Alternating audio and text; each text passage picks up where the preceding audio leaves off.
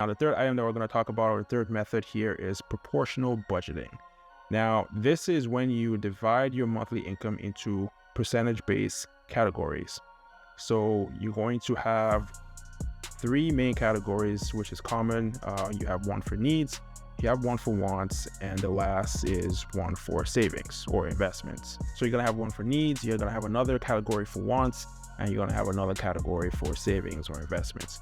So for example, rent, insurance, utilities, transportation, things like that are your needs. Your wants are the items that you do for fun or personal enjoyment. This could be eating out, traveling, shopping, going to the movies, things like that. Anything that goes beyond your basic needs and is not necessary for survival. And then your savings includes things like your emergency fund, investments, saving for retirement, and things like that. So there are some methods that are popular when it comes to this. The most popular is the 50-30-20 method, which is used to represent percentages.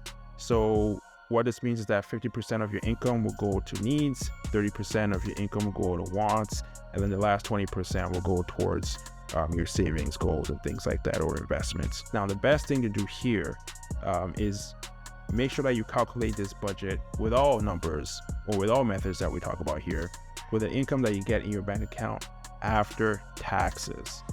You don't want to do it before taxes because there are deductions that happen before the money gets to your account. So you want to make sure that you're budgeting with the numbers that you know you're going to get in your account after taxes. And the good thing about this method, with the proportional budgeting method 15-30-20, is you don't have to spend too much time on a lot of details. So you can make things a little bit simpler with this method because it focuses on the overall categories.